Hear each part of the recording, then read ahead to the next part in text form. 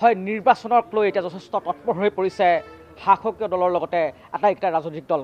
বিশেষকৈ ঠেঙাল কছাৰী অট'নমাছ কাউন্সিলৰ নিৰ্বাচনৰ আজি মনোনয়ন দাখিলৰ বাবে বিজেপিৰ শীৰ্ষ নেতৃত্বৰ সৈতে আজি আহিল ডিব্ৰুগড় জিলাখনৰ একমাত্ৰ সমষ্টি নাহৰকটীয়াৰ এগৰাকী প্ৰাৰ্থী আৰু এই বিজয়ী প্ৰাৰ্থীগৰাকীক সংগ প্ৰদান কৰিছে ডিব্ৰুগড়ৰ বিধায়ক প্ৰশান্ত ফুকন লগতে বিভিন্ন দলীয় নেতাকৰ্মীসকলে।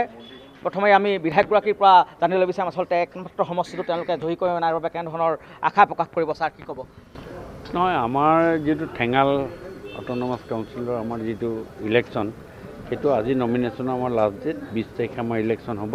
তাৰ ক্ষেত্ৰত আমাৰ ডিব্ৰুগড়ৰ বৃহত্তৰ অঞ্চলতো আমাৰ বহুত ঠেঙাল জনজাতি লোকসকল বাসস্থান জেগা আছে। আমাৰ এটা নাহৰকটীয়াত এটা আমাৰ সমষ্টি আছে।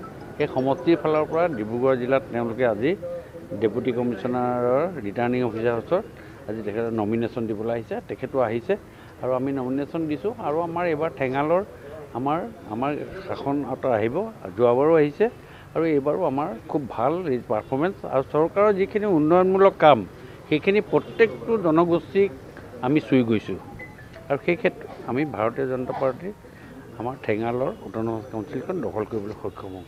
নিশ্চয়কৈ আমি প্ৰাৰ্থীগৰাকীৰ পৰা জানিব বিচাৰিম আচলতে কেনেধৰণৰ আশা প্ৰকাশ কৰিছে, কেনেধৰণৰ প্ৰতিশ্ৰুতি আগবঢ়াব বিচাৰিব ৰাইজলৈ।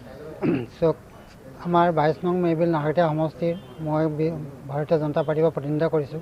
আমাৰ বহুতো সমস্যা আছিলে, সেই সমস্যাবিলাক আমি আগবঢ়াই লৈ যাব লাগিব। আমাৰ যিবিলাক সমস্যা আছে সেইবিলাক সমস্যা আমি সদায় গুৰুত্ব দিব লাগিব। আমাৰ নিজৰ ঠেঙাল কছাৰী সম্প্ৰদায় হওক আৰু আমাৰ যিসকল মানে আমাৰ এলেকাধীন আছে ঠেঙালক তেখেতসকলকো আমি উপযুক্তভাৱে আগবঢ়াই লৈ যাব লাগিব। আৰু আমি এই দলত যিদিনাৰ পৰা আমি যেতিয়াৰ পৰা দায়িত্ব দিছে আপুনি তেতিয়াৰ পৰা কাম কৰি আহিছোঁ। কিমান ভোটত আপুনি জয়ী হ'ম বুলি আমি অধিক ভোটত জয়ী হ'ম বুলি মই আশা প্ৰকাশ কৰিছোঁ। বাইদেউ কি ক'ব? আমাৰ ভাৰতীয় জনতা পাৰ্টীৰ তৰফৰ পৰা আমাৰ মনদীপ ডাঙৰীয়াক টিকেট প্ৰদান কৰাৰ বাবে ধন্যবাদ জ্ঞাপন কৰিছোঁ জ্যেষ্ঠ নেতৃত্ববৃন্দক। আৰু আমি ভাৰতীয় জনতা পাৰ্টীৰ প্ৰতিজন কাৰ্যকৰ্তাৰ লগতে ভাৰতীয় জনতা পাৰ্টীৰ বিভিন্ন মৰ্চাৰ সকলোৱে একত্ৰিত হৈ আমি তেখেতক জয়লাভ কৰাব লাগিব।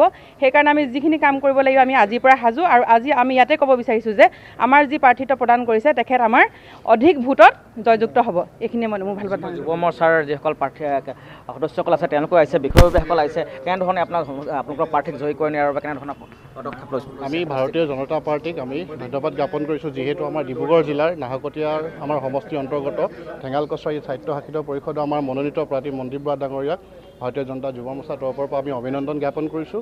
আৰু লগতে আমি অভিনন্দন জ্ঞাপন কৰিছোঁ আমি মাননীয় মুখ্যমন্ত্ৰী ডাঙৰীয়াক। আৰু যিহেতু আমাৰ ভাৰতীয় জনতা পাৰ্টী বিগত দিনত বা আহিব লগা যিখিনি কাৰ্যসূচী হাতত লৈছে বা যিখিনি আমাৰ কাৰ্যসূচী ৰূপায়ণ কৰিছে, সেই কাৰ্যসূচীয়ে আমাৰ অসমৰ প্ৰতিটো জাতি জনগোষ্ঠীক আমাৰ চুই গৈছে। গতিকে আমি আশাবাদী যোৱাবাৰৰ দৰে এইবাৰ প্ৰত্যেকজন জাতি জনগোষ্ঠী আমাক ঠেঙাল কছাৰী আমাৰ প্ৰাৰ্থীজনক মনোনীত বহুত ভোটত জয়যুক্ত কৰি এইবাৰো আমাৰ স্বায়ত্তশাসিত পৰিষদ আমি হ'ব বুলি আশা প্ৰকাশ কৰিছোঁ। নিশ্চয়কৈ এইদৰে এতিয়া ঠেঙাল কছাৰী স্বায়ত্তশাসিত পৰিষদক লৈও যথেষ্ট আশাবাদী বিজেপি আৰু ডিব্ৰুগড়ৰ একমাত্ৰ সমষ্টিটো তেওঁলোকে জয়ী কৰি অনাৰ বাবে তেওঁলোকে সক্ষম হ'ব বুলি আশা প্ৰকাশ কৰিছে।